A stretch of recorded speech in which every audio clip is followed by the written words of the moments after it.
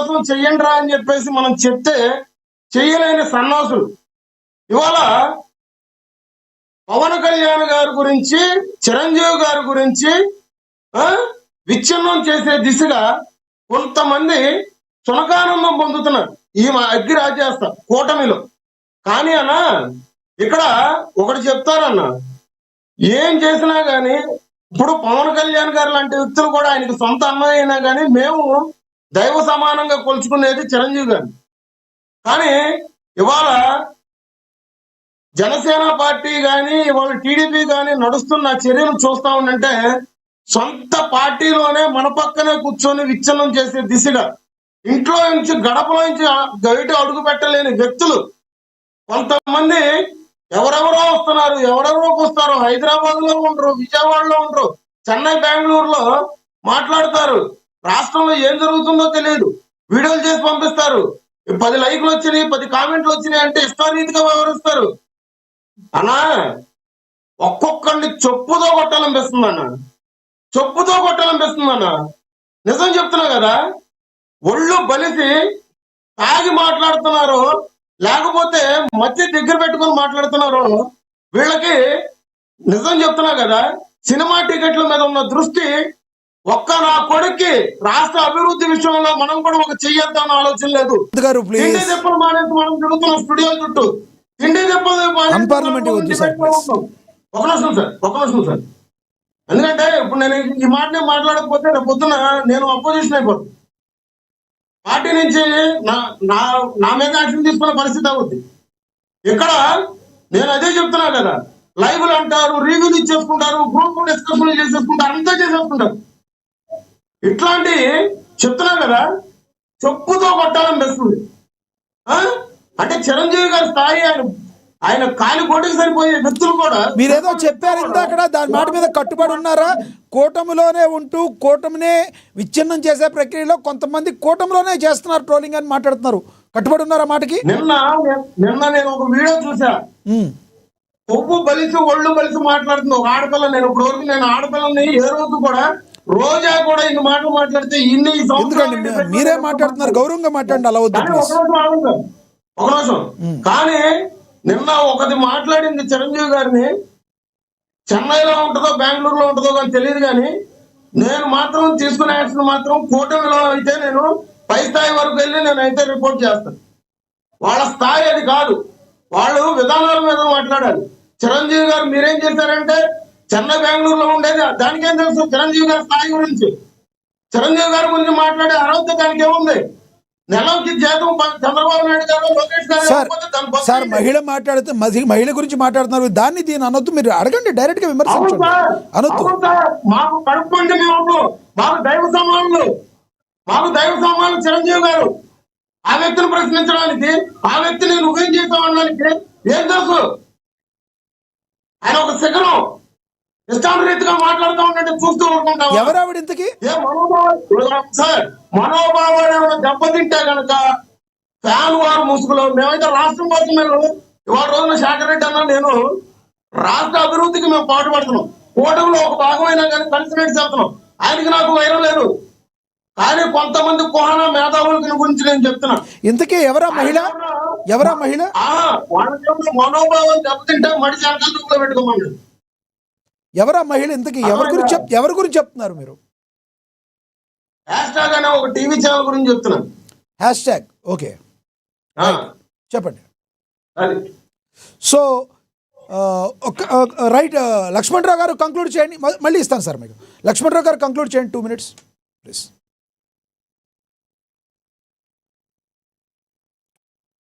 లక్ష్మణరావు గారు వాయిస్ మ్యూట్లో ఉంచండి, అన్మ్యూట్ చేయండి. లక్ష్మణరావు గారు కంక్లూడ్ చేయండి.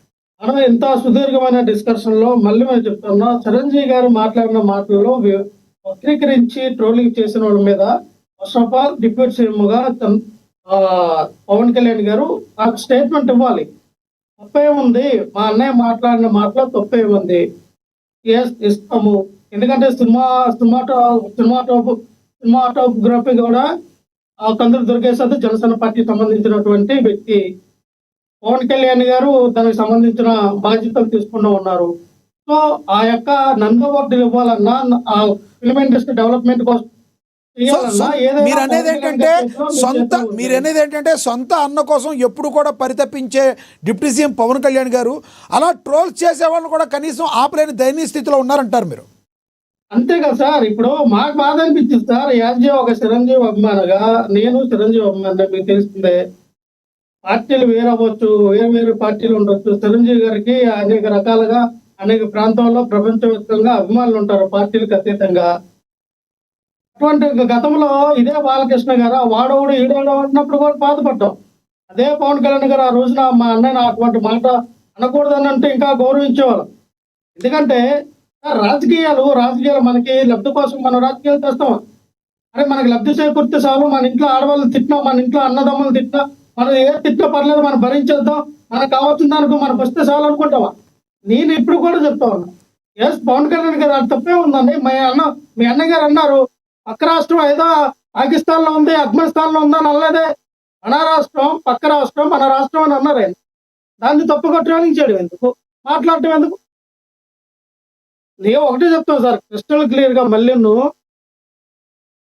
దీని మీద చర్యలు తీసుకోండి. ఎందుకంటే గతంలో 2014 అధికారంలోకి వచ్చినటువంటి చంద్రబాబు నాయుడు గారు 2014 నుంచి 2019లో కూడా సినిమా ఇండస్ట్రీని పిలిపించి ఆంధ్రప్రదేశ్ లో మీకు స్థలాలు ఇస్తాం, మీరు సినిమా ఇండస్ట్రీని డెవలప్మెంట్ చేయండి అని అలా జగన్మోహన్ రెడ్డి గారు పిలిపించారు.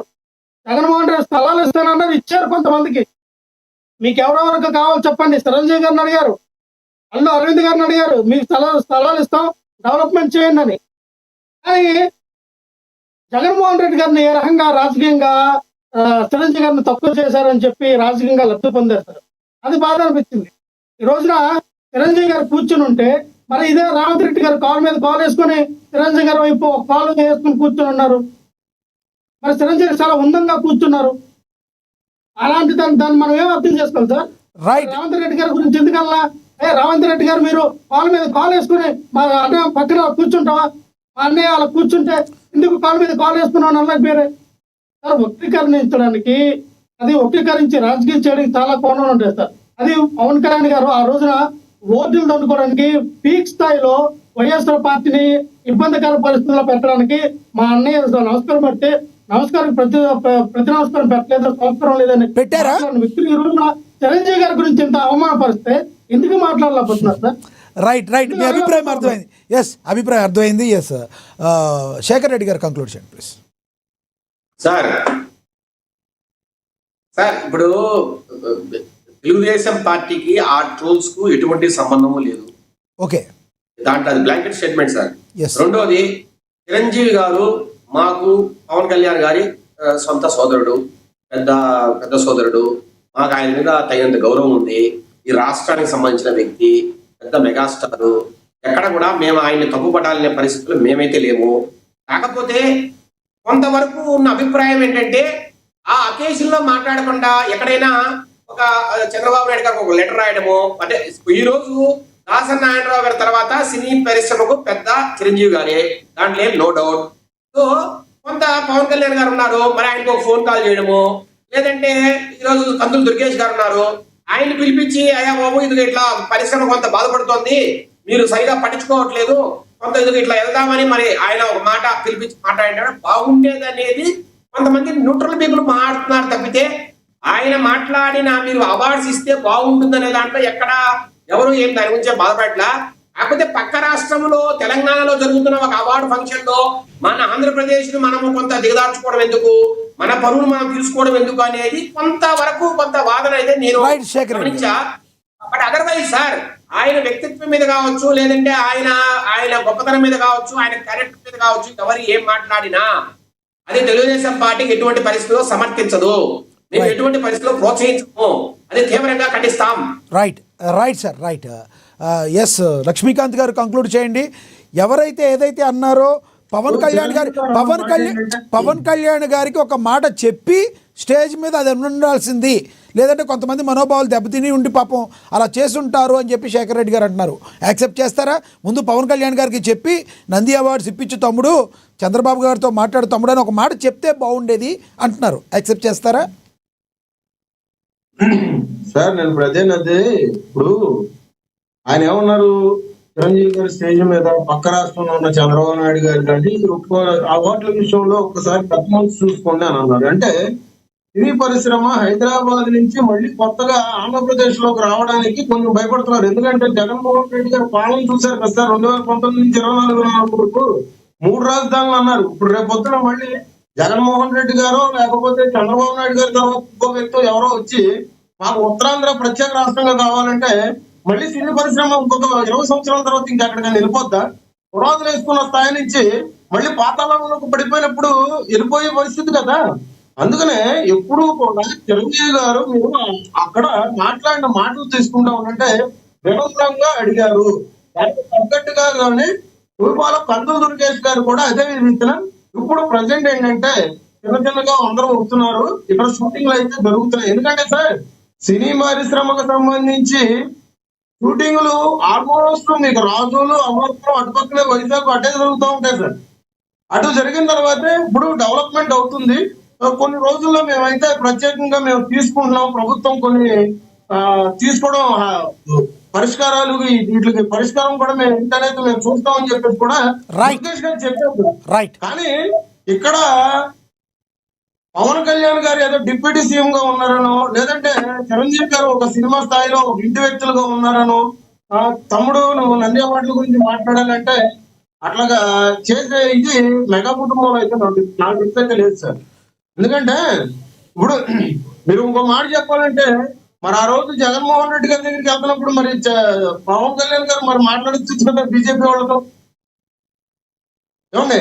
మరి ఆ రోజు ఎందుకు చేయలేదు? ఇక్కడ ఒక విషయం, చిరంజీవి గారు పవన్ కళ్యాణ్ గారికి అన్నయ్యే. ఆయన సినీ పరిశ్రమకు సంబంధించిన వ్యక్తి, ఈయన ప్రజానాయకుడు, అక్కడ వరకే. అంతేగాని ఇంట్లో సందర్భాలు నంది అవార్డుల గురించి వాటి గురించి వీళ్ళు చర్చించుకునే సమయం లేదు. ఇవాళ రోజున మీకు తెలియదే ఉంది, ఆల్మోస్ట్ పవన్ కళ్యాణ్ గారు ఏపీలోనే రాజకీయాల్లో ఎంత బిజీగా ఉన్నారో ఆయన శాఖల ప్రకారంగా మీరు చూస్తూనే ఉన్నారు. ఇప్పుడు అన్నయ్య ఒకటేను తమ్ముడు ఒక దారిని ఆయన చూసే రకం కాదుగా.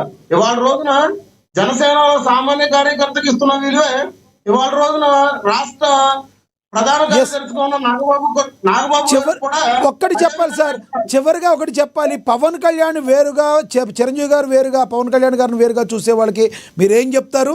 అసలు పవన్ కళ్యాణ్ గారు చిరంజీవి గారు వేరని మీరు భావిస్తున్నారా? 2029 ఎలక్షన్ల కల్లా చిరంజీవి గారు వేరుగా ఉండి పవన్ కళ్యాణ్ గారిని పొగిడే రకంగా ఉంటే అసలు మీకు ఓట్లు పడతాయని మీరు భావిస్తున్నారా?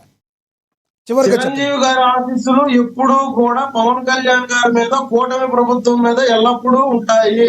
ఈ విషయం మీరు ఖచ్చితంగా గుర్తుపెట్టుకోండి. చిరంజీవి గారి స్థాయి గురించి తెలియని వ్యక్తులు, మహానా మేధావులు